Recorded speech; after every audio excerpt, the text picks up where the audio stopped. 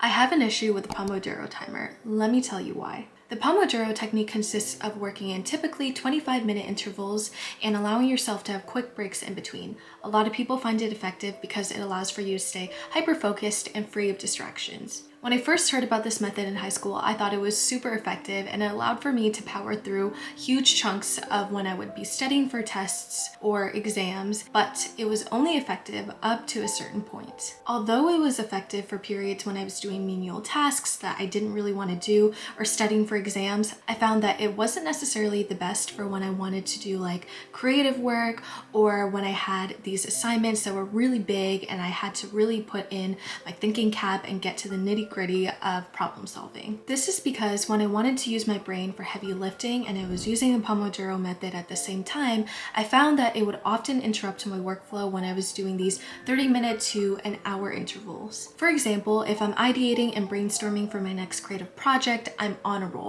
and my brain is in this complete state of focus. However, the moment that the Pomodoro timer sets off, I've conditioned myself to kind of let go of that concentration and take the time to relax and sit back.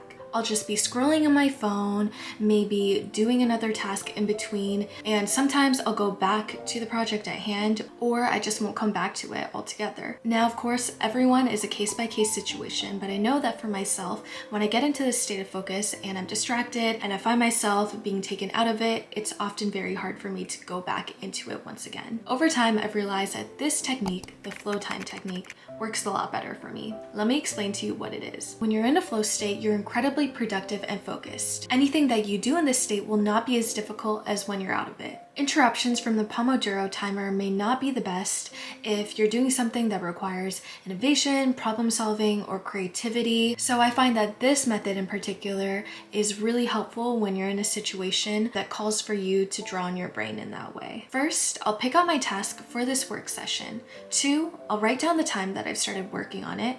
And 3, I'll work until I think I need a break. When I start to feel tired or fidgety and it feels like my brain is kind of wrung out like a wet towel, I'll take this time to decide that, hey, I need to take a break. Enough is enough. I'll decide on my own that this is a perfect time for a break because I physically and mentally cannot do any more work. So I'll write down my end time and then take my well-deserved break. Of course, the break can be however long your schedule accommodates for, but what's really important here is that you're tracking it. So it's less so about the time intervals and everything like that, and more so that you're keeping track of everything and you're allowing yourself to be in this deep state of focus when you can be, and when you're out of it and when you've kind of run out of that juice, you allow yourself to decompress.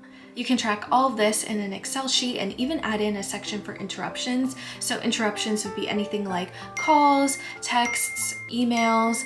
What's really great about tracking down your interruptions is that you'll kind of pinpoint the big major problems and then find ways to reduce them. So the main difference here is that with this method versus the Pomodoro method, you're less likely to be interrupted when you're in a flow state, and you're not pushing yourself to work through these 25-minute intervals when you don't really feel like working in anticipation of the break from the timer.